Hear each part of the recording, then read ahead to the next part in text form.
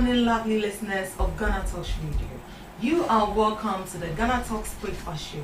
It's a beautiful brand new day, and you are also welcome to our news headline review.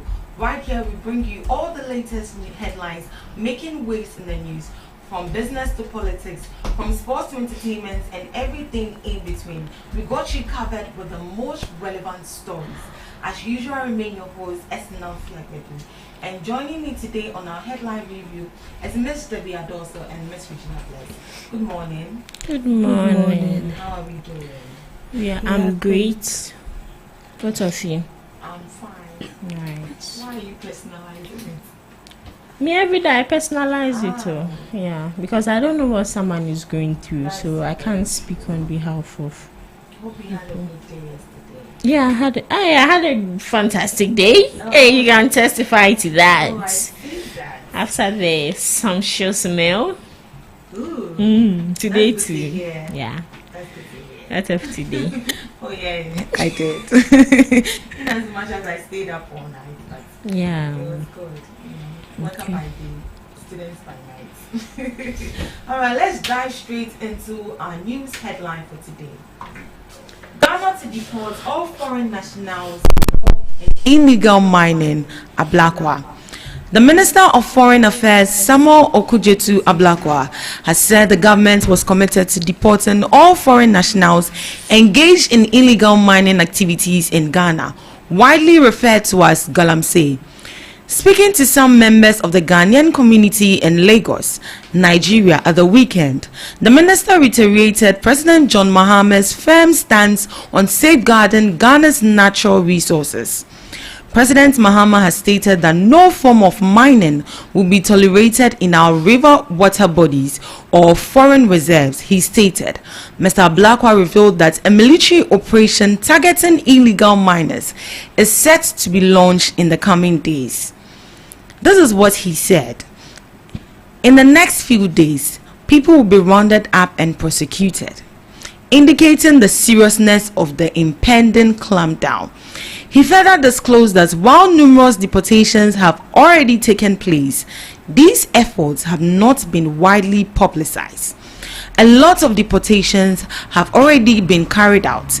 They have just been advertised, he explained. The minister also stressed the importance of cracking down on repeat offenders, particularly those who return to restricted mining zone after previous operations. These are the headlines, these are the key highlights of the story.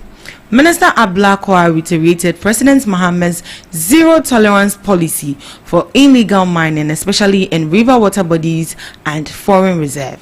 The government has committed to deporting all foreign nationals found engaging in Galamsey. Mr. Ablakwa also mentioned that several deportations have already been executed, although not publicized. A targeted military operation against illegal miners is expected to commence in the coming days. Arrests on prosecution are part of the next phase of enforcement. The government also aims to prevent deported individuals from returning and re-engaging in illegal mining.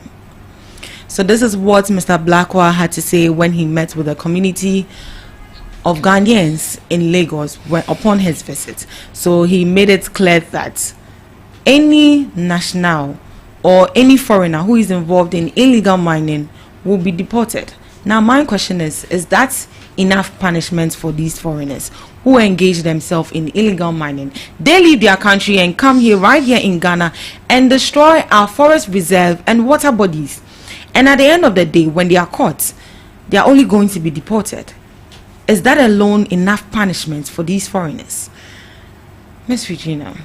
Okay, so first of all, I would say that is not enough punishment to these nationals. And I believe that it's not only Chinese or Chinese per se who involve themselves in Galamsey right here in Ghana. A lot of other nationals are also part. But for you to only deport them, I think that is not enough punishment. Is not enough. They need to be detained. they should experience in Insawum life here in Ghana. So for maybe for like 2 years, 3 years before they are deported or sent to their country. Because you can't arrest a Ghanaian who is involved in illegal mining here and expect that Ghanaian to be arrested, to be detained, and even to go as far as arraigning the person for courts. Can you come again with what you just said? I said it is not it is not reasonable for a Ghanaian to be arrested who is involved in illegal mining right here in Ghana. You find it not reasonable? Wait, no, I'm taking it from a point. Okay, all right. The other nationals who would be arrested would be deported. It is only deportation. They wouldn't have access to Ghana again. That is the only punishment. Okay. So how much more we the Ghanaians involved in illegal mining?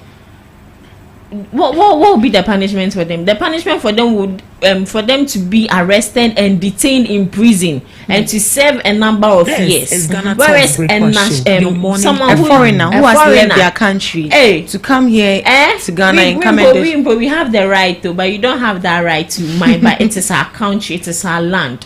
So for a foreigner to be deported, I feel it's not enough punishment. They need to serve a number of years in prison. And even they need to use them so that we have benefit out of them. Or maybe we can send them out the street to go and weed for us before they are being deported. Exactly. At least no, it's not only weeding. They should be in cells 3 years, 4 years. A number of years should be set for illegal miners. It shouldn't only be when they are arrested and at the end of the day we've heard that they've been bailed out. No. So with the deportation is very necessary. And also with this deportation issue, it's like Ghana is a free country where, should I say, the bad seeds, the good seeds have access to. Because they are just the issue is who is actually leading these people to the country. Exactly.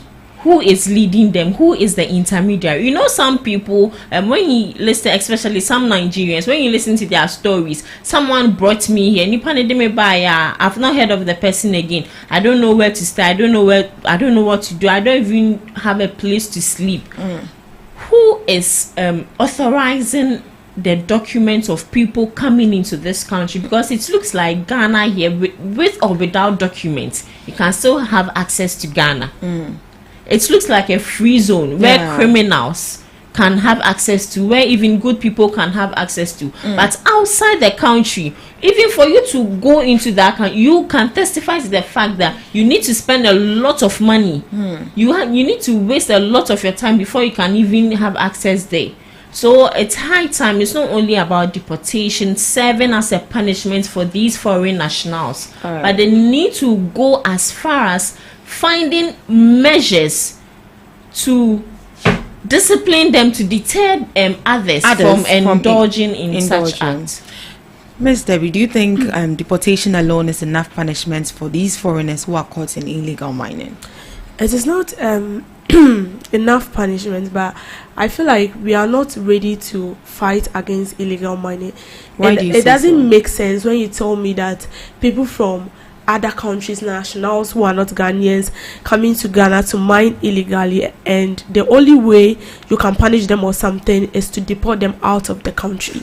And you see, it is a disgrace to us because even the Chinese government is ready to prosecute the deported Chinese nationals who are illegally mining in the country. And then we Ghanaians, that our forests and our natural resources are being destroyed, we are not ready to prosecute them, but then we are only interested to deport them. Doesn't really make sense. No, it doesn't. So 1, we are not serious. 2, we are not ready to fight illegal mining. And 3, we are making more room available for nationals, from other countries to have their way into the country, mine, and then go scot-free, because they know at the end of the day, even if I'm caught, I'll be deported. There is nothing I'll go through. But if a foreign national is being found mining illegally and that person is being prosecuted with hard labor, do you think even me sitting back and looking at what you are going through, I would, even if there is an offer that will give me 3 bedrooms with air condition, with maybe allowance, I wouldn't come, because I know it's a death trap. But we've made it so common. I mean, galamsey has become an easy to go job, or let me say an easy to go crime. Yes, you can for people. Go away with it just and then it has become, I mean, it has become a source of employment for people as well. Of course, it's actually a source of employment. And the youth are actually complaining that if the government is going to take this illegal mining away from them, what is the government doing in replace of that? Yeah. So it also counts. It also counts as we are, I mean, trying our possible best to keep illegal mining. We should also think about these people, because this same illegal miners claims that there are no jobs out there for them to do. So if we are interested in fighting illegal mining, all this also counts. Whilst we are curbing it, we are finding something for them to do, because an idle man, Satan will always find a work for an idle man to do. So with the deportation, it is not the best way.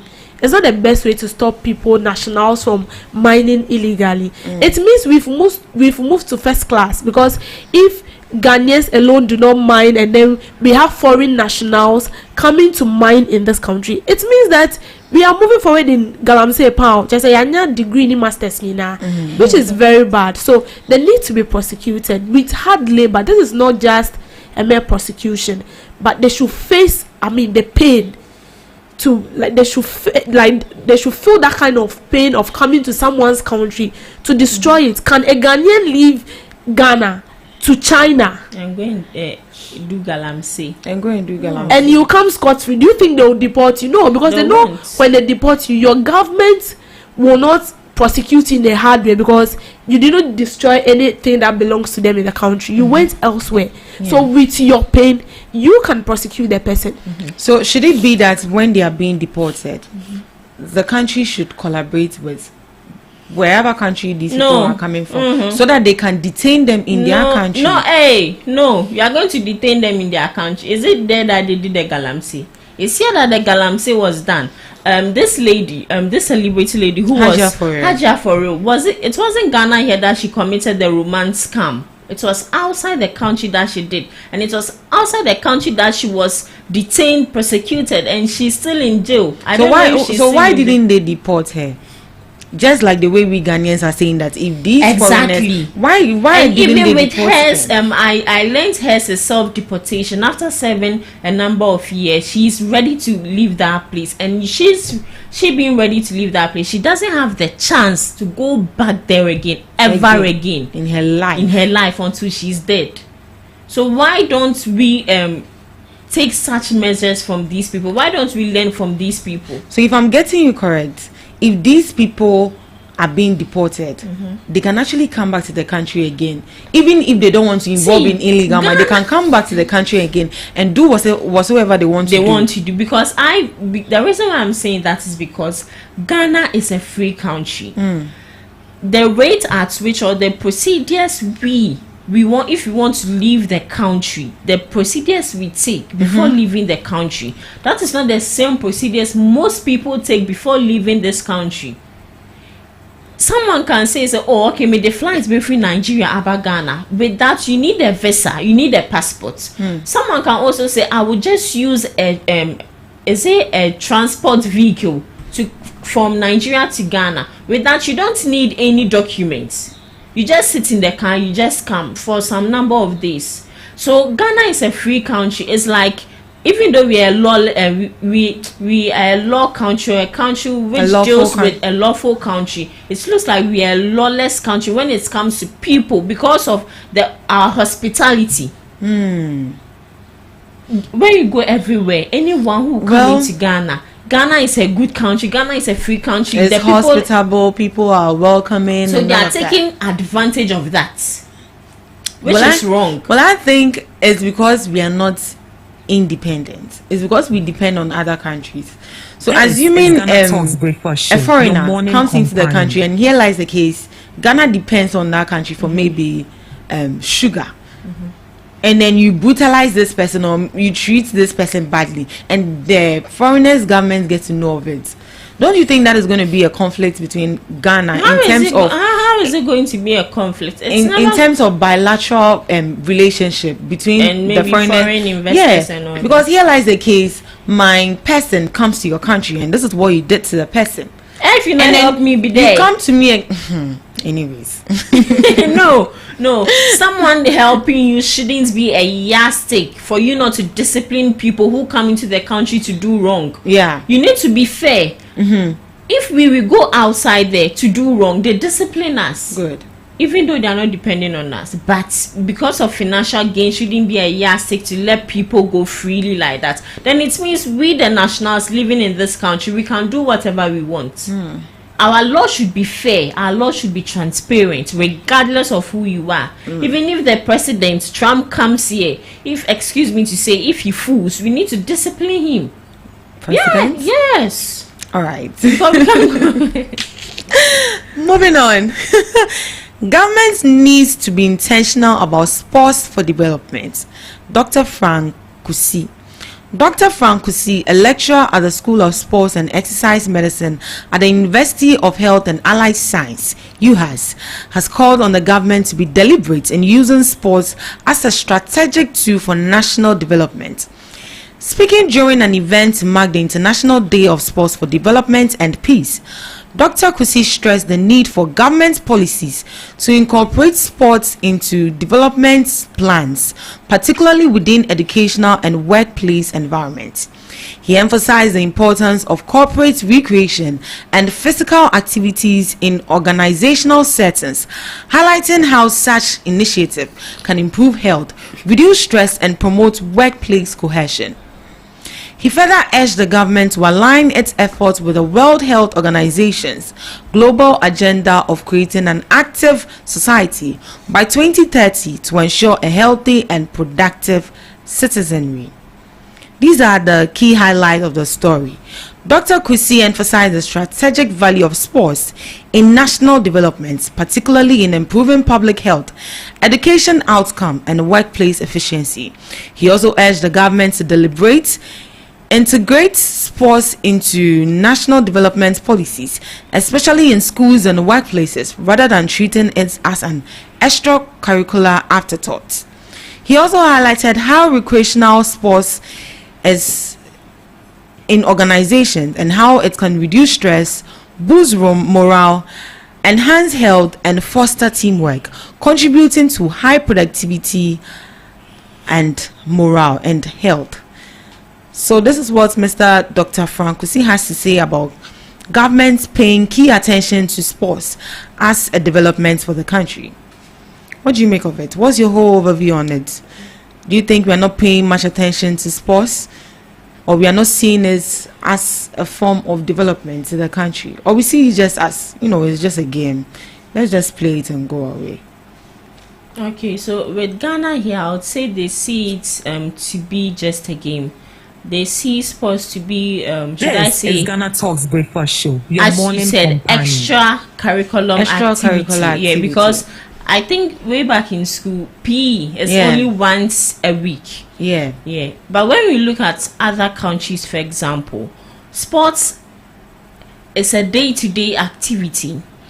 And when we talk about sports, it's not only about football and all that. With the outside country, their sports includes a lot of varieties. I think that was last year they did, I think, international games where a lot of people outside Ghana indulge in such activities. Even Ghanaians even indulge in such activities. And I saw some sports, I was like, is this a sport?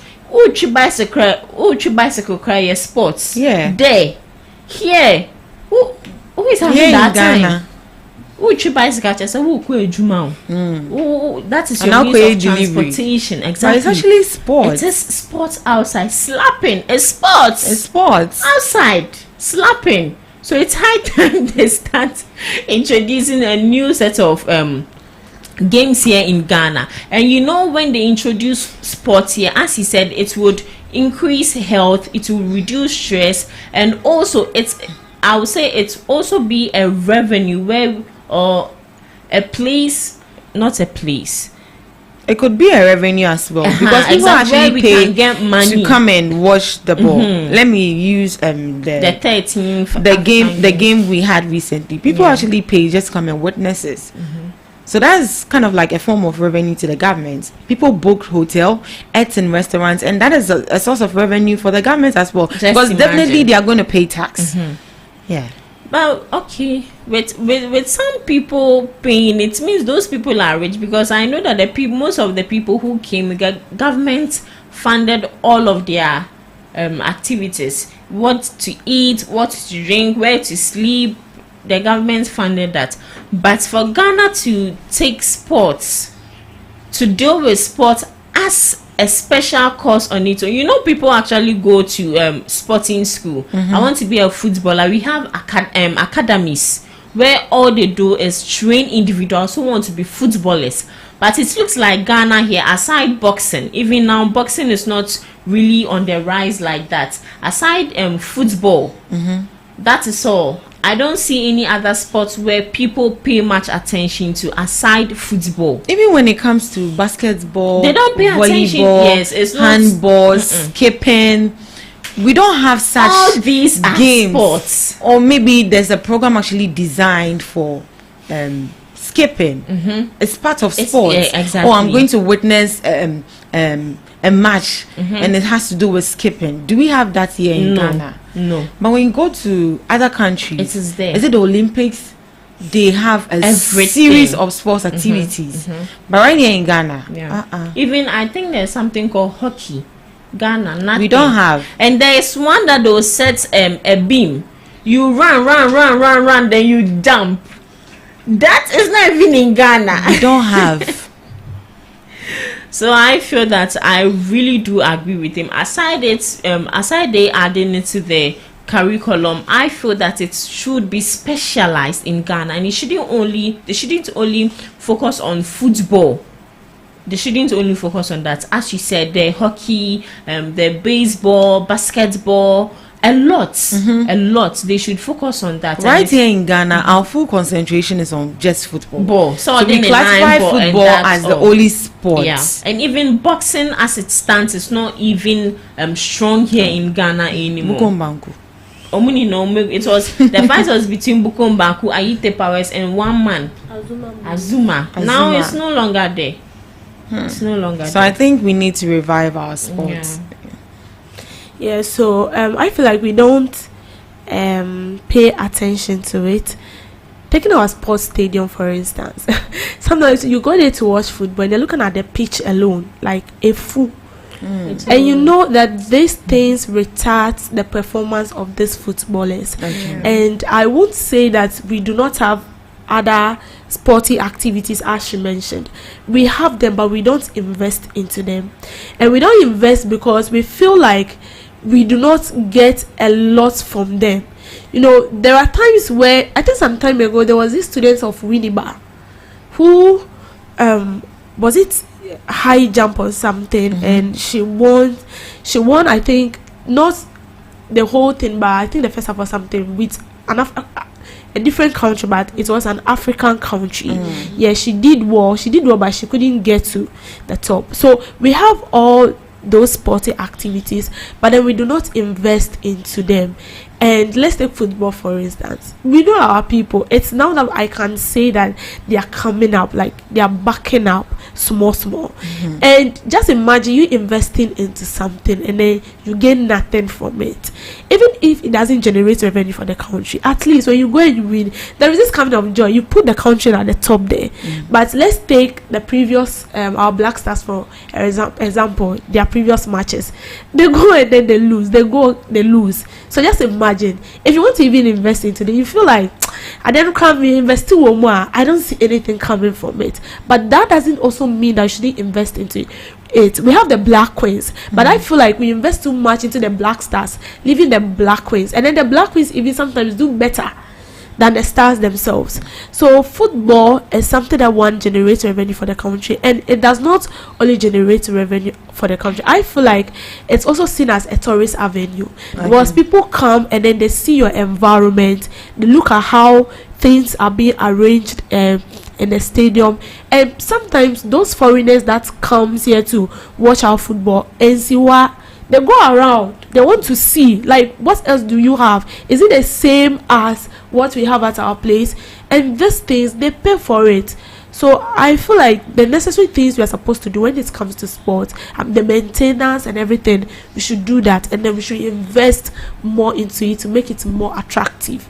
Because when you don't invest into it, anytime there is football, they'll keep postponing it or sending it to a different country to play, and then when it happens like that, it's affecting us. Yeah, and I think in regards to the 13th African Games, which was organized, it got to a point where some of the facilities were not in use because the environment was poor.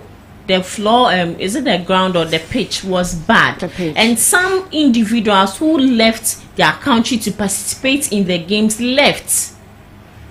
Yes, they said some of them left because of the poor environment. They can't risk themselves.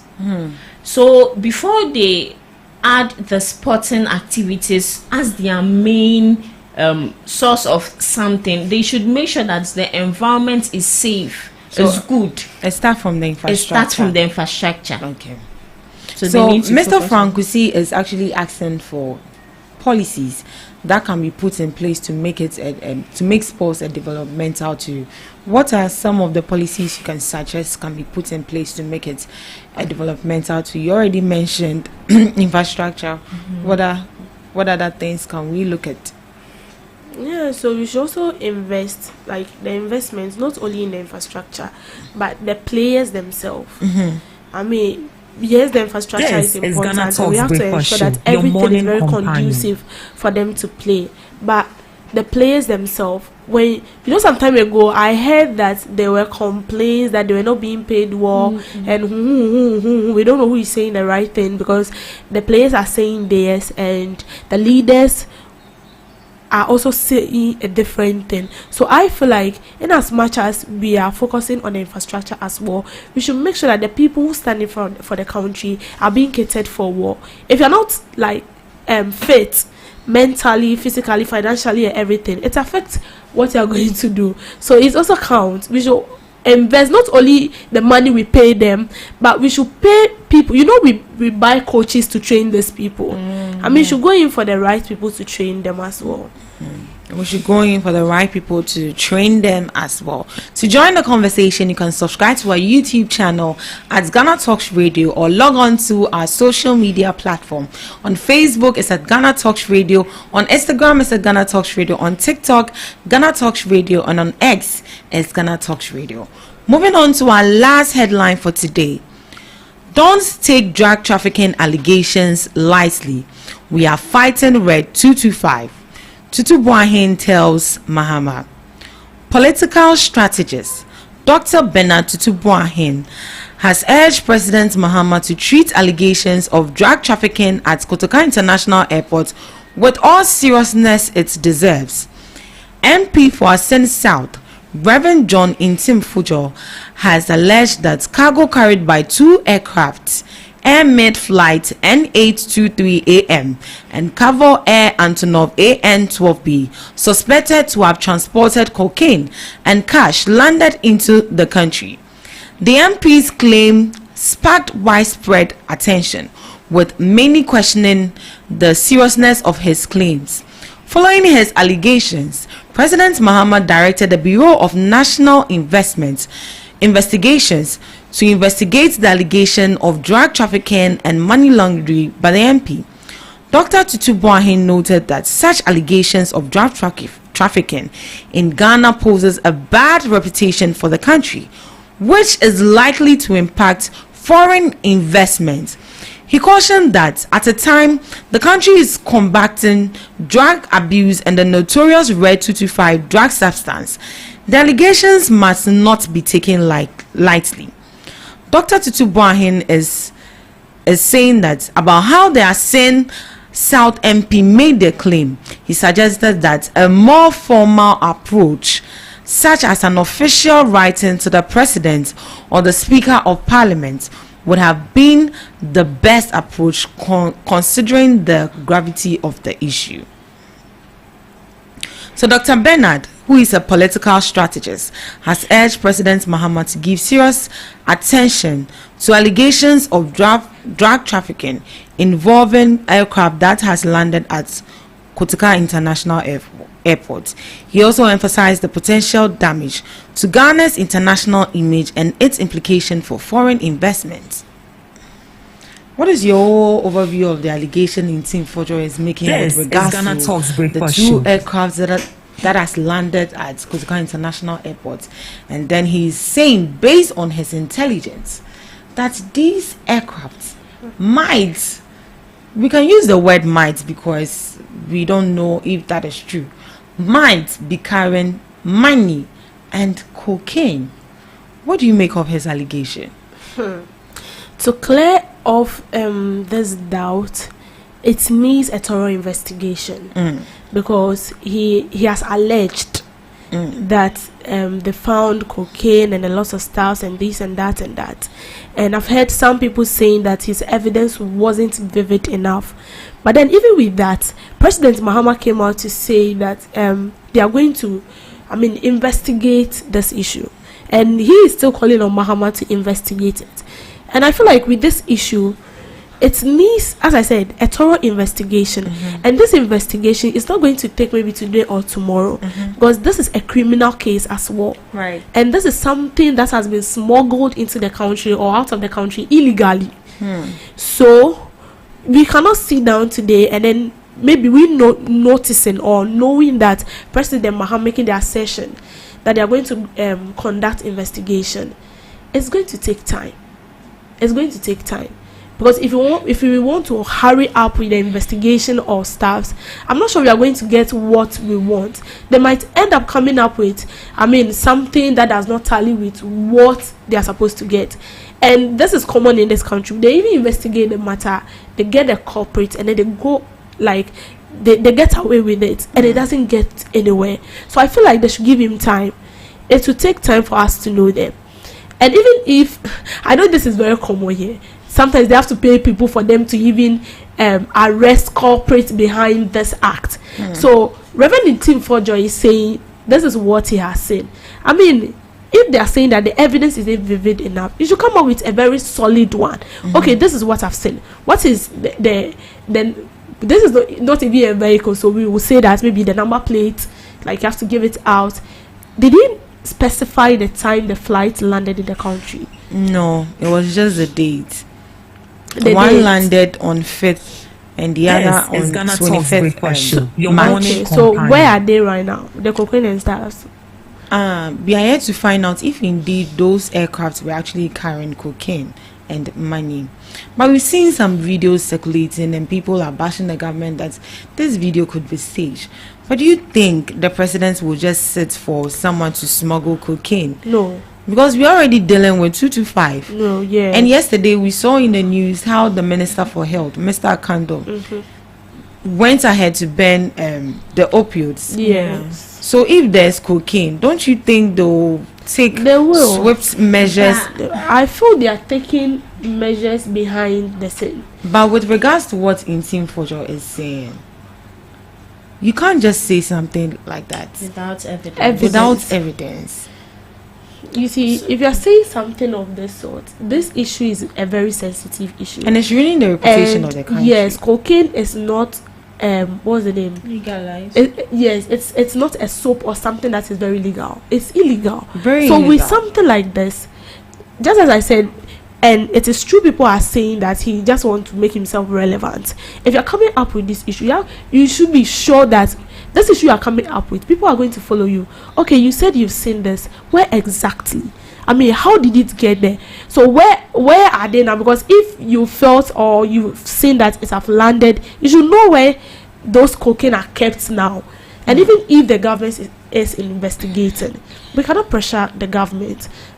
It will take time. So we should just be hoping that we hear the best, and as we hear, and then the culprits are also found, they should be prosecuted, and those cocaine should be so when they get those cocaine, one day people mistake all those things inside them. This is very serious. But cocaine like this, even in some medicines we take, cocaine is in it.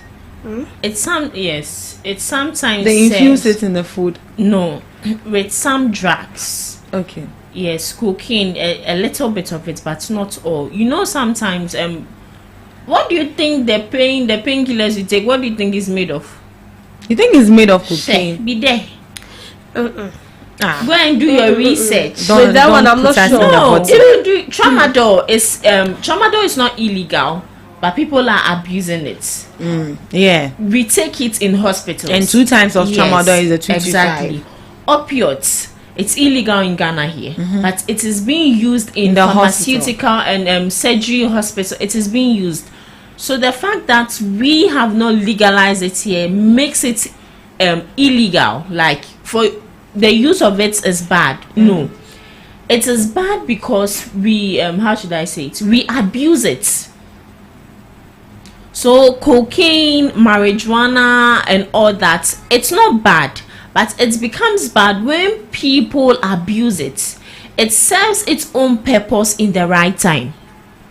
With all these things, it serves its own purpose in the right time. I think that was yesterday. I saw a tweet from Deputy Agric Minister John Dumelo, where he was asking, "We is legal in Ghana. So Yeah, I how saw much that more cocaine that is being bent?" You know, okay, maybe they would say that they don't want to ruin the reputation of This is GhanaTalks breakfast our show. country. So the But drugs, as long as it's illegal, you shouldn't have it way inside the country.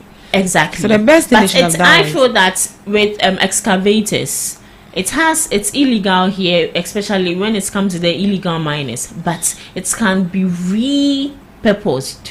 So why not repurpose the use of the drugs? So you mean the drugs that were bent shouldn't have been bent? It shouldn't have been bent. ABI, you can bend part of it, but let's be And then logic use here. the other ones for what? Uh-huh. But here For- lies the case. Those You know, products are not okay, your product too. It's not your product. It's but- actually going to Niger. and it's not yours. It's not mine. If it's not mine, why did you ban it? It's not yours, fine. But if But it's not it's yours, illegal in it's our country illegal and we in our don't country. allow it. So you can why still should- use a part of it to benefit with the Ghanaians? Let's say let's take marijuana for example, or if it's not marijuana, no, the one that is infused in creams. I don't. Oh. Is it not it's infused and we have in the creams we toffee, like, yeah, they use for it hair growth. for Yes. hair growth. So yeah, we. if you can't use everything, you burn part of it. I don't know if they can also sell part of it to countries See. that is legalized. You and I are in this country, and then it's illegal for you to even take the 225. We don't even know how it gets into the country and how it gets into the ports. And now that people are aware that the medicine is here, they bend parts and parts are here. For people's selfish game, they would take our leaders now. Yes, if you be a mensa, they now will pass back door and come and sell these drugs to the youth and destroy their lives. So the best thing they did was just burn it. So if you see Satan coming to destroy your life, Eh? you the individual. And you say you cut off the head, you cut off the leg and let the head be there. No wonder No. they don't hear us out, because they feel like the we is working. So they said cocaine is a controlled substance with limited medical use. Limited. Yes. So Underline as I word said- limited. Exactly. So said what that are some of the it's- medical? Did they they say? said the medical use of cocaine, the first of all, is topical anesthesia. So cocaine is sometimes used as a topical anesthetic in specific medical procedures such as ear, nose and throat surgeries or nasal procedures. Yeah. My darling, once it's illegal, it's You see, illegal. I said that it is illegal, but with this illegal products we are people bring into the country, it has not a limited use, but its intended purpose is limited, and it is good, but people tend to abuse it. Tramadol, it's a good drug, but you need a doctor's prescription, or it should be given to you in the hospital. Codeine, it is a good drug, but these wee boys abuse it. So it's not like it's a bad thing. It is a good thing, but we are abusing it. This is Ghana Talks Breakfast Show. It's a your good morning thing, but we companion. are abusing it. But to the extent for Intim Forger to go ahead and then organize a press conference, I feel that a letter would have done, or maybe call the person back door and tell them this is what I've suspected. Because Let's take swift action. Yeah. But here lies the case: you've gone to publicize it. so what if And it turns out to be indeed, false? and if indeed those aircrafts were having cocaine and money in them, and they got to know that, hey, this minister has actually gone to organize a press conference with, won't they clear the evidence? They would Won't they clear the evidence? Totally. And for him to even go as far as saying the videos the government brought out is staged. She said they stage. This If they are man, staged, Mr. Intim Forger, get please hard bring to- your own. We want to see your own. All right. This is where we end our headline review. Thank you so much for joining us. Up next, we have Debbie's Girl.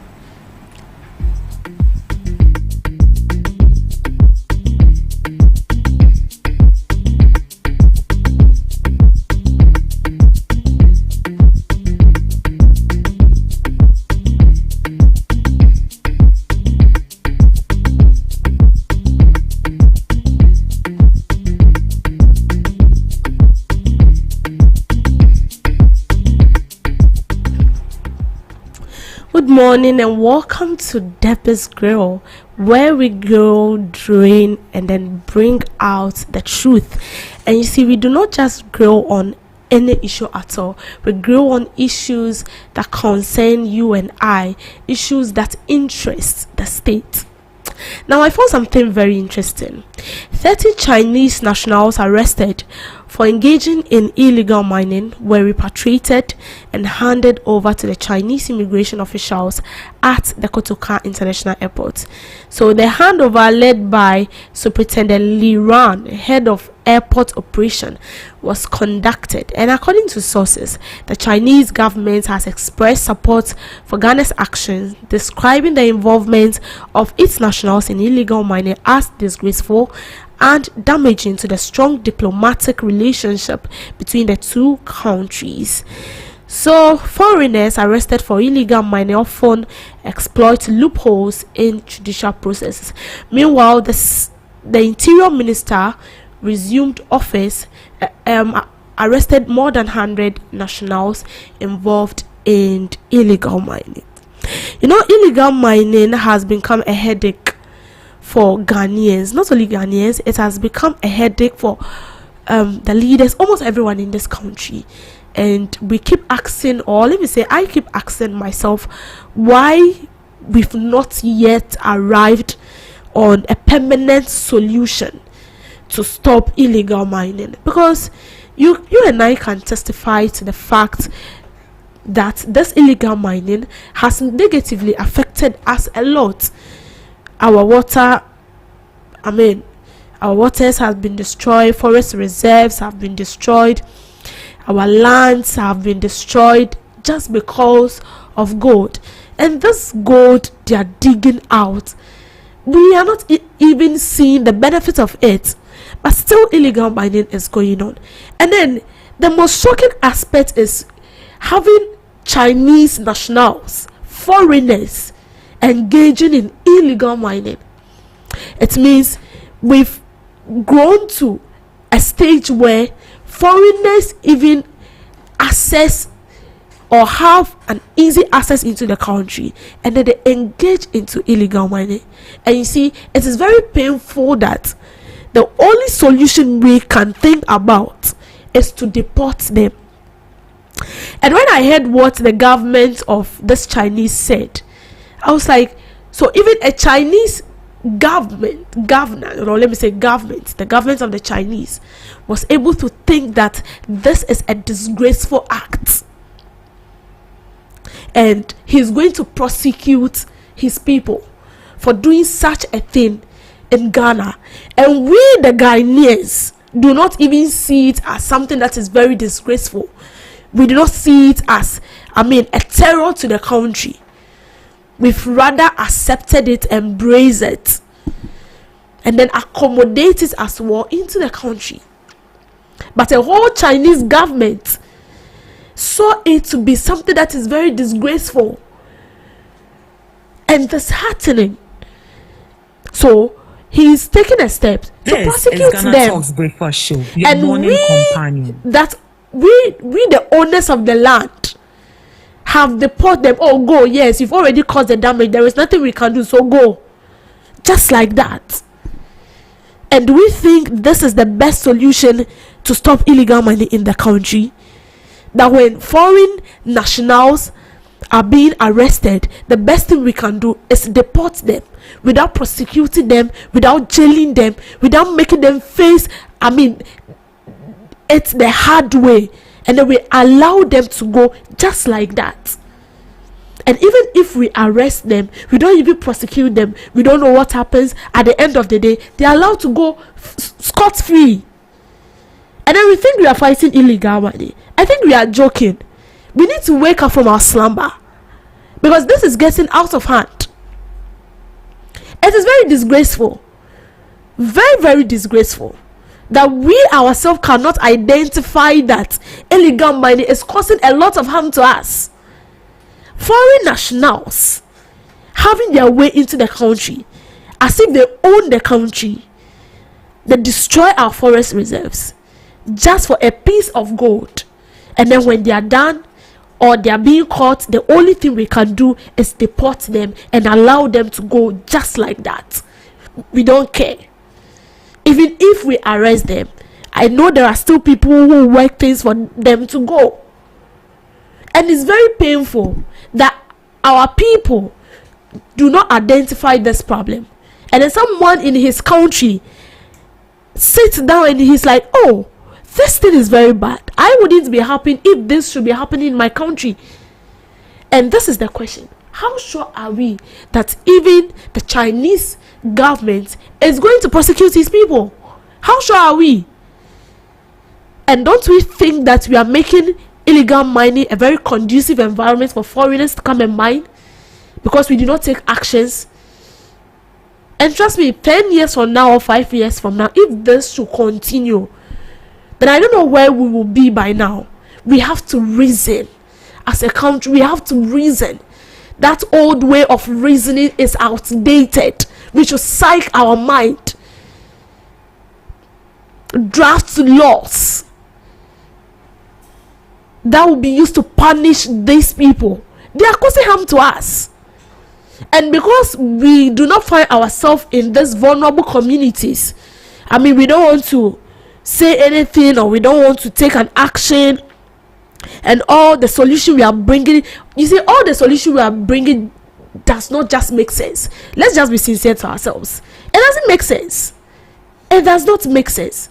Tracking, import of excavators, bringing up marine whatever to stop galamsey. We've experienced government that's been excavators deploy military on the grounds, and we still saw nothing. Let's wake up. Let's reason. Let's reason. Even if we found that, or we find today that a political official is being involved in illegal money, which you and I know that they are into it, they need to be prosecuted. And you see, we cannot prosecute foreigners because we cannot even prosecute ourselves, our own selves. We cannot do it. And since we cannot discipline ourselves, how well are we going to discipline foreigners from other countries paving their way into this country? And yes, they've seen that, oh, Ghana is a lawless country, we are not disciplined. They will still come. Trust me. We will continue to arrest foreign nationals because we are refusing to learn. And that's our problem. Let's learn. Let's wake up. Let's reason. They call us blacks, but you see, this has to work. We are black in the skin, not black in the mind, not black in how we think. Thank you for making time with me on Debbie's Grill.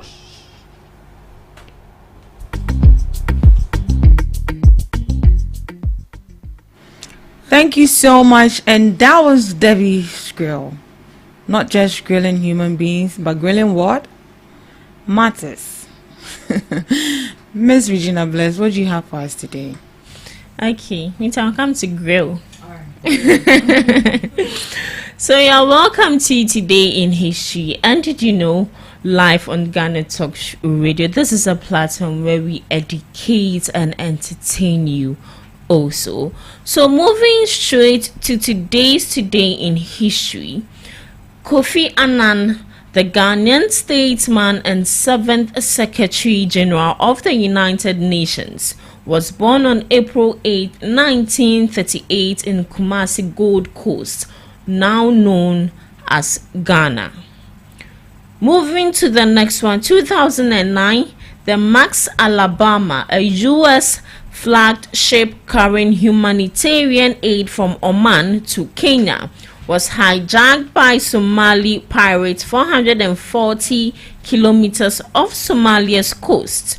The crew tried to defend themselves using water horses and hiding in a safe room, but pirates boarded, taking Captain Richard Phillips hostage.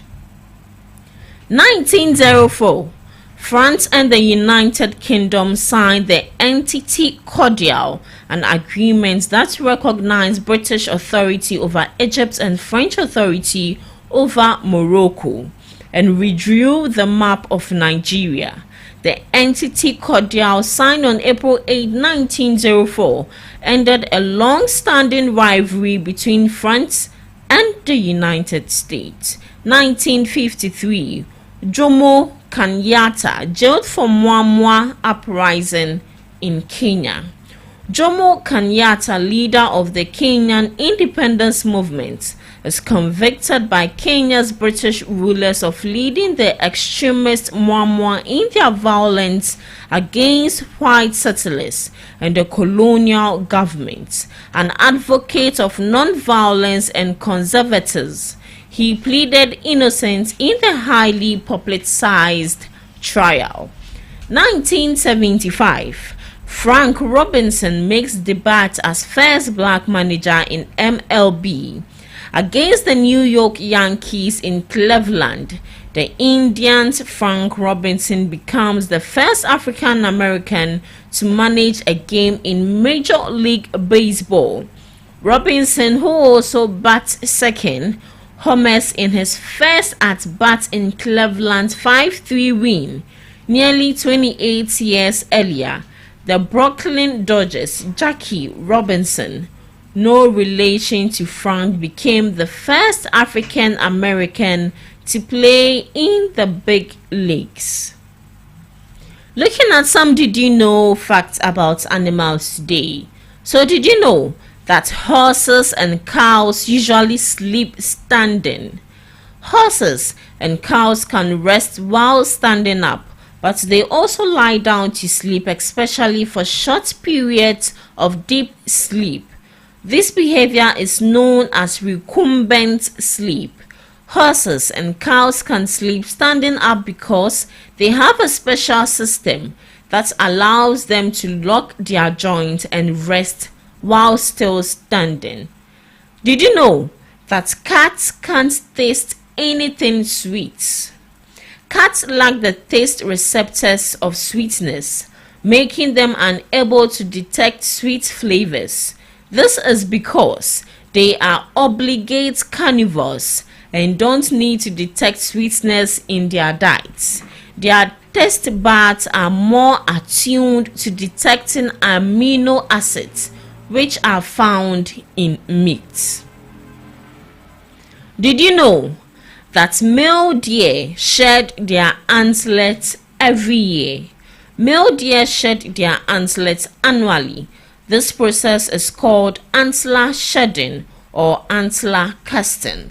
Antlers grow in the spring and summer, reaching full size by late summer or early fall. New antlers begin growing shortly after shedding, and the cycle repeats. Did you know that the fastest animal in the world is a cheetah? The cheetah is widely considered the fastest land animal on Earth, with the ability to reach speeds of up to 70 mph. Moving to the last did you know for today. Did you know that New Zealand has more sheep than animals? New Zealand does have a significant sheep population with around 27 million sheep as of 2020. However, the human population is approximately 4.9 million people, while there are more sheep than humans. The ratio is not as extreme as some might think, with around 5.5 sheep per person.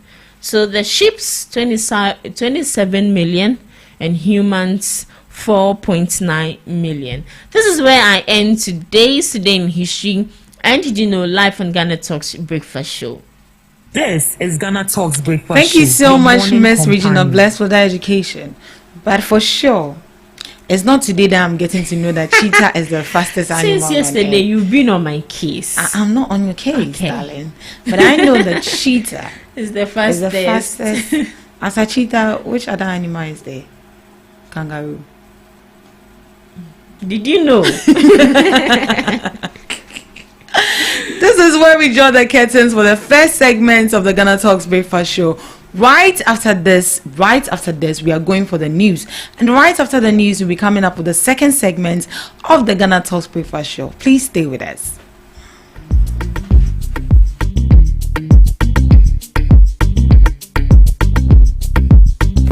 Are you ready to amplify your business or brand's reach and make a meaningful impact in Ghana and beyond?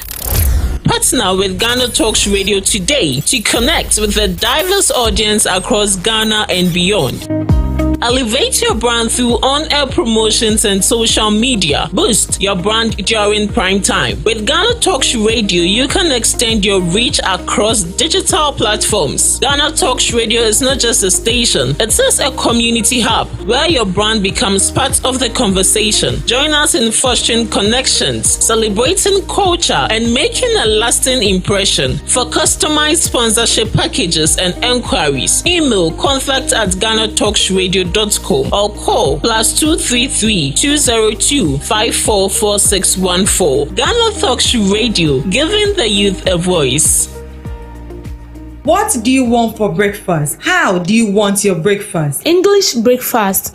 French fries. Koko Nikosi, alo komi kesheto. Wache. Well, Gobe is the real deal. Join us on Ghana Talks Radio. Let's serve you a buffet of breakfast. From news headlines review, current affairs to social issues. Entertainment, sports, and all the trending stories live on our mobile app and across all socials from Monday to Friday 7 a.m. to 10 a.m. With me, Pakwesi Omare. Regina Bless. Deborah Adoso. And I am Esinal Fiagbedu. This is Ghana Talks Breakfast Show. Hello Ghana, hello worldwide, I'm Musa Level Bam. Now listen, every Tuesday and Friday, beyond the time it's going to carry bro. Our Ghana Talks Radio, 7 p.m. sharp. Now Tuesday, we're gonna talk about our culture, our history. Matuni ding setete abako sem. Now on the Friday, you bars on bars. You better rap, you better say it. No artists go join me in the studio. We're gonna discuss about music and business. Konya, or you singer, and now you rapper, you think say you get bars. You go fi spit fire. Now listen, make you join me with studios. Our Ghana Talks Radio and yes say then our day. Me say download the Ghana Talks Radio app no our Play Store and the App Store. Na tune in yes say this what you see baba live on Facebook, ko Instagram, any Ghana Talks Radio page and so now listen. E be your fire. 1 year, Konya, wading. Jajan.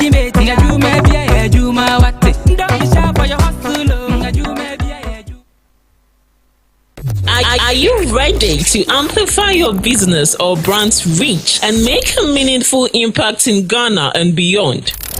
Partner with Ghana Talks Radio today to connect with a diverse audience across Ghana and beyond. Elevate your brand through on-air promotions and social media. Boost your brand during prime time. With Ghana Talks Radio, you can extend your reach across digital platforms. Ghana Talks Radio is not just a station, it is a community hub where your brand becomes part of the conversation. Join us in fostering connections, celebrating culture, and making a lasting impression. For customized sponsorship packages and enquiries, email contact@GhanaTalksRadio.com or call +233 202 544614. Ghana Talks Radio, giving the youth a voice.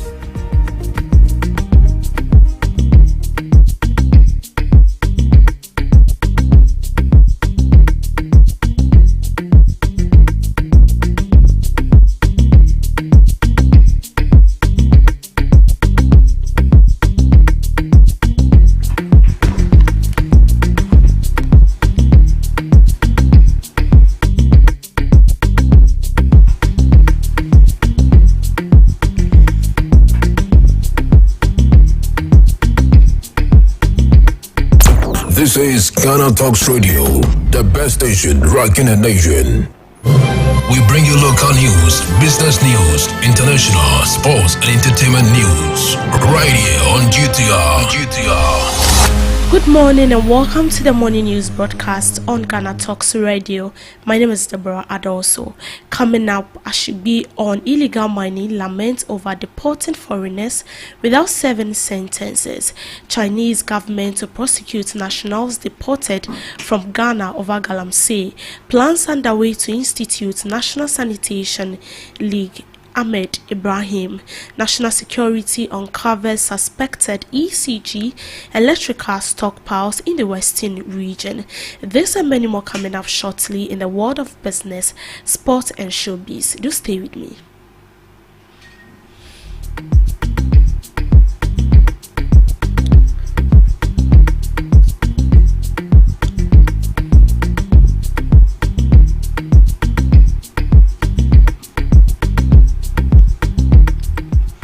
To our first story, convener of the Ghana Coalition Against Galamsey, Dr. Kenneth Ashigbi, has strongly criticized the government's policy of deporting foreign nationals involved in illegal mining, commonly referred to as Galamsey.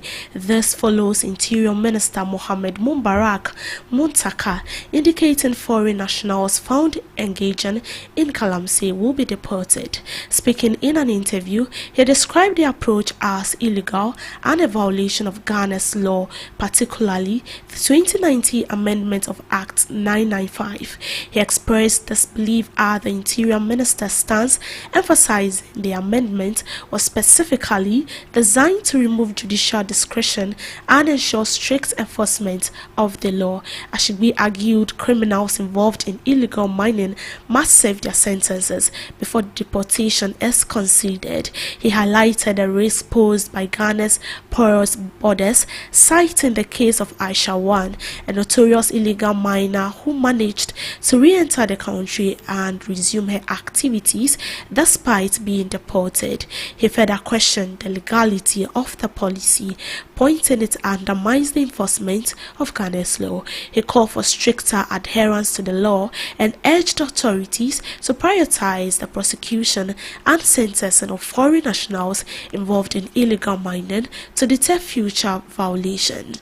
Still on the issue of illegal mining, 30 Chinese nationals arrested for engaging in illegal mining were repatriated and handed over to the Chinese immigration officials at the Kotoka International Airport.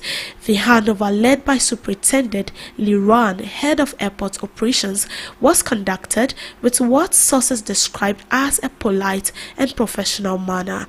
According to sources, the Chinese government has expressed support for Ghana's action, describing the involvement of its nationals in illegal mining as disgraceful and damaging to the strong diplomatic relationship between the two countries. Foreigners arrested for illegal mining often exploit loopholes in the judicial process, the source explained. They establish connections within security agencies and deliberately choose courts that offer favorable bail terms. Once granted bail, they relocate to different districts and resume their legal activities, whilst court cases drag on for years without resolution, he said. Meanwhile, since the Interior Minister resumed office, more than 100 foreign nationals, including Chinese citizens, have been deported for offences related to illegal mining and other crimes. Officials from the Interior Ministry stressed the deportation strategy is not designed to favour foreigners, but rather to prevent abuse of Ghana's legal system and safeguard national interest. The aim is to ensure swift justice and reduce the risk of recidivism among offenders who manipulate court delays and lax bail conditions. Ghanaian nationals found to have colluded with foreign illegal miners are being prosecuted locally, with the ministry insisted there are no exceptions. Speaking during a meeting with police officers in the Ashanti region, the Interior Minister issued a stern warning to law enforcement personnel and prosecutors. He cautioned against the practice of altering the identities of foreign suspects in order to shield them from deportation, stressing those found culpable will face disciplinary action. The ministry is also working closely with the embassies of the deportees to streamline repatriation processes, while the embassies, over the course of the flight for their nationals, the government of Ghana covers travel expenses for immigration service officers who accompany them. According to the ministry, this approach does not only strengthen international cooperation in the fight against transnational crime, but also enhances national security and the efficiency of justice delivery. To other story, Minister for Local Government, Sanitation and Religious Affairs Ahmed Ibrahim has announced a new initiative aimed at holding metropolitan, municipal and district assemblies according to their performance in managing sanitation. At a press briefing held in Accra on April 7th, the minister unveiled plans to implement a comprehensive sanitation league table to assess and rank the performance of MMDAs across Ghana on a monthly basis. The new framework, according to the minister, is intended not only to encourage healthy competition among local authorities, but also to introduce strict accountability measures for district chief executives and metropolitans and municipal assembly. The new framework, according to the minister, is intended not only to encourage a healthy competition among local authorities, but also to introduce strict accountability measures for district chief executive and municipal and metropolitan municipal chief executive who failed to meet performance benchmark. The minister said the Sanitation League, which will operate at national, regional and district levels, is designed to bring renewed focus and urgency to waste management, cleanliness and public hygiene. Ghana continues to grapple with sanitation problems in densely populated urban areas. Issues such as open defecation, uncollected waste, clogged gutters and poor drainage infrastructure have contributed to the spread of diseases and have tarnished the country's image in various global assessments. Despite various interventions, including the National Sanitation Day initiative and the provision of waste bins and sanitation facilities, progress have been slow in many regions due to limited enforcement, lack of public participation and institutional inefficiency. Now moving on, the Western Regional Office of the National Security has uncovered a large stock of electrical materials in a surprise operation conducted at Kansaurudo, a suburb of the Sekandi Takrady metropolis in the western region. The operation carried out over the weekend was based on a tip-off and led to the discovery of several valuable electrical items concealed in an uncompleted building suspected to have links to the Electricity Company of Ghana, ECG. Items recovered at the site including 46 cable drums, electrical switches, meters, meter cases, iron angle bars, and other critical components believed to be property of ECG.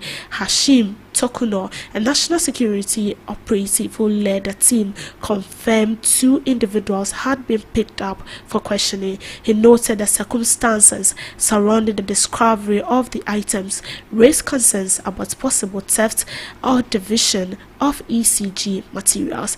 The stocks here are different from the ones we uncovered in the private residence. That one has been owned by a contractor.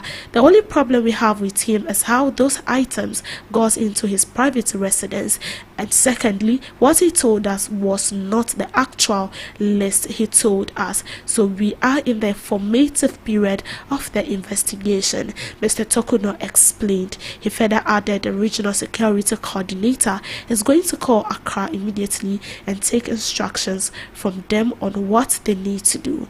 One of the suspects in custody, Evans Latte, identified himself as a certified ECG contractor and meter supplier. He claimed to have an existing contract with the company. Meanwhile, the seized items have been secured by the authorities as investigations continues to undermine the origin of stockpile, the legitimacy of ownership, and whether the materials were acquired or stored unlawfully. The ECG has yet to officially comment on the matter.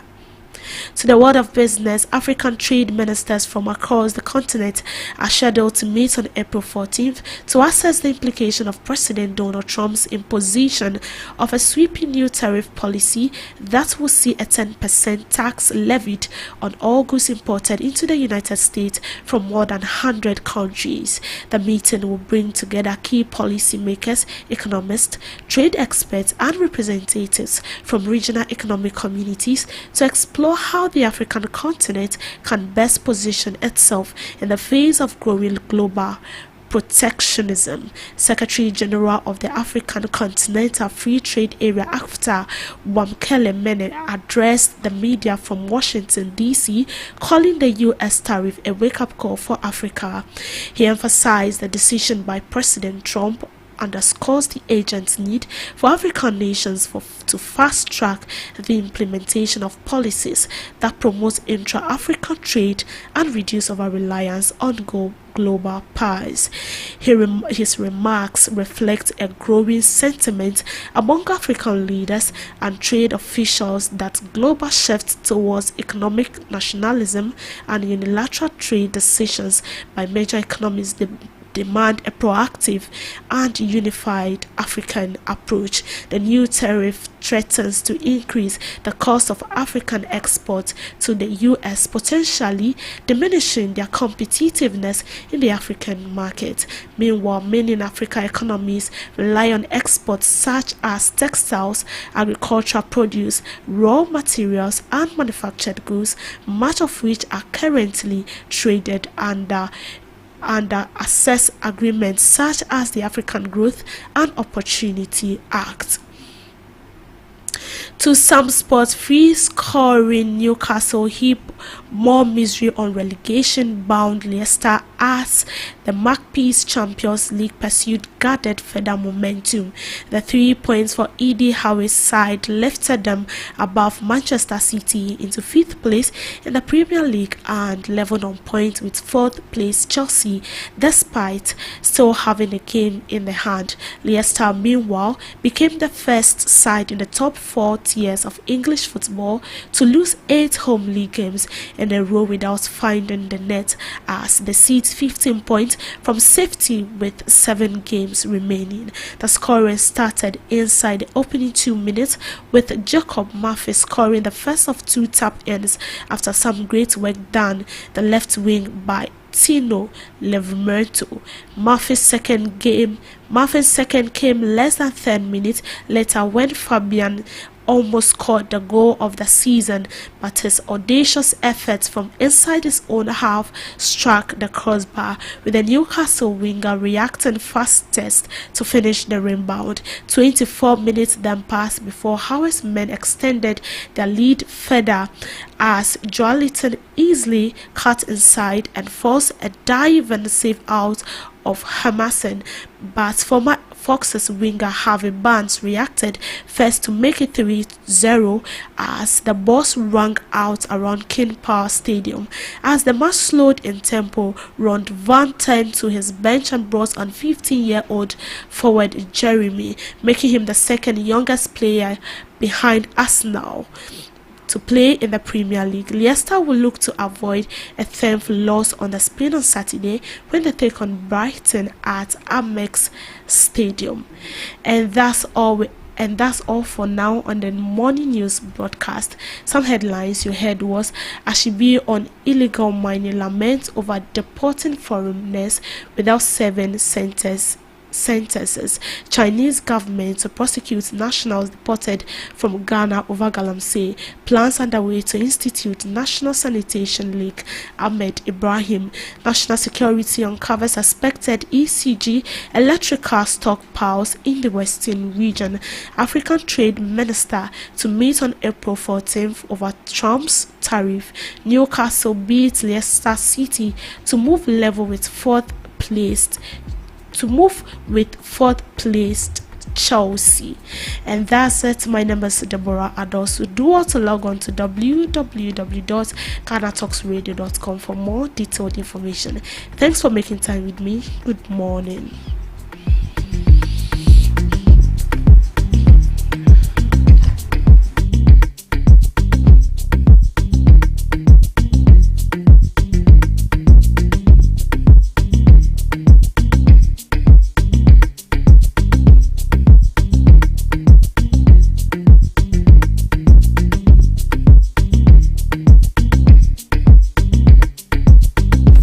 Are you ready to amplify your business or brand's reach and make a meaningful impact in Ghana and beyond?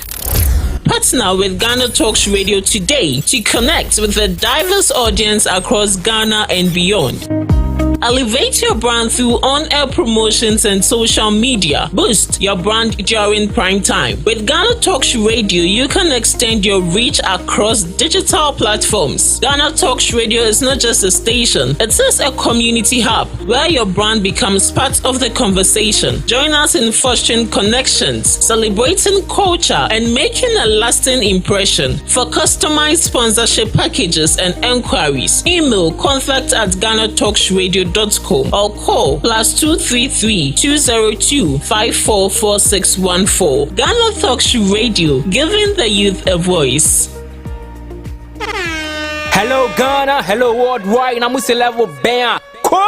Now listen, every Tuesday and Friday, beyond the time it's going to carry bro. Our Ghana Talks Radio, 7 p.m. sharp. Now Tuesday, we're gonna talk about our culture, our history. Matuni ding setete abako sem. Now on the Friday, you bars on bars.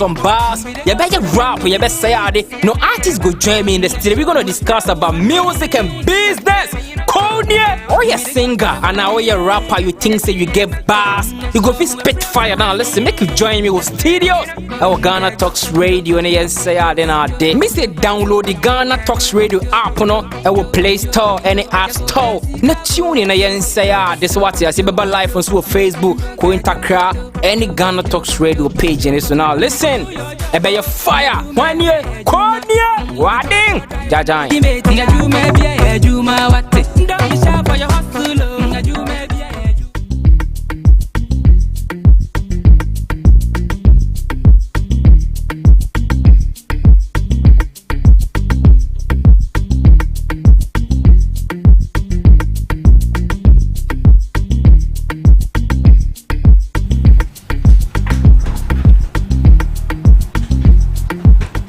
So good morning once again to a beautiful Tuesday. My name is Pakwesi Omare. In the studios with me it's Isinam and Regina, and welcome you on the Ghana Talks Breakfast Show. Today promises to be one of the most interesting conversations you're going to have on the show, because Regina has promised us that she's going to give a whole lot of details about all the topics we have to discuss this morning. I was there. You were there, right? Yeah. Yeah. You were away. I was there. When you said it. So today I'll not talk plenty. Share. Leave the floor. So yes, as Cole Intakra admonished in the earlier played commercial, do well to download our mobile app from all downloading platforms, the Ghana Talks Radio app, to get all our feeds on sports, on entertainment, on social issues, on politics, on everything trending all around the globe. You can also join us on all our social media platforms at Ghana Talks Radio, on TikTok, on Facebook, on Instagram, and on X, formerly known as Twitter. Most people still refer to it as Twitter, so yeah. X for no, and I see. You can also join on our WhatsApp platform 0202544614, 0202544614. Our whole lot has been trending for the past 2 weeks. Yeah. We keep recycling, going back and forth on so many issues, because one issue every day having some redevelopments and revelations on them. And this, before we go into today's topics, do you think there is any shred of truth in this Intim Fojo allegations, and we are just, I don't know, not paying attention to it? As to whether it's truthful or not, unless I see with my eyes. Hey, really? Yes. Unless I see with my eyes. But as it stands, I don't know if he's speaking the truth or not. Okay. And then we've seen videos. It's not like you've not seen videos. So unless you see with your eyes. Unless I see with my eyes. We are in a technology world, and videos can be edited, videos can be fabricated, and all that. Yes. So as she said, unless we see with our eyes, before you believe, before we believe what he's saying. Okay. Yeah. Did you see the $1 million which got lost at Cecilia Dapa's home? No, yes. We didn't see. Yes, it was in a room. You saw the money. Not that one. You saw the money. Did you see it? I saw. You saw the money. Did you see the money? It was arranged in some Did you see the money? Oh, I didn't see the money. But you believe the story. But I saw but you believe the story. I saw I said Omar Rapi BB envelope, and it's arranged in pallets. Or it's not the money. No, I mean, if it's not the money, then I didn't see. But you believe the story. Oh, the story that we would believe it, because some people were involved in it, and those people came out. Those people were the same things we are having with Intim. Oh no, it's different. Which names did he mention? Did he mention anyone's name? And also, who has been taken to court yet? No one has been taken Cecilia to court. Dapes, I saw the money. You saw the money? Yes, I saw it. I was in school. They showed us the video. It was in a room with. There was wardrobe in that room. In a room. Yes. A room. Yes. People. Oh, I saw the money. If it does not, then that's. Oh, if my memory serves me right. Yeah. You saw the money. You know, we are in a journalism school. Yeah. So investigative journalists, they are all in our school. We see things. But in Team for just own. Yeah. Seeing is believing. See, the reason why I asked this question, yesterday I really took my time to analyze a few things about the story. I look at the flights which he mentioned came in, which Felix Kwache has confirmed these flights actually came in. The air-made flight. Now this flight, it's an air ambulance. So let's say if a president is sick here, we want to get into, let's say, US. It's a serious condition, so as he's going, they still need to attend to him. And the boxes were even sealed when they were doing. So they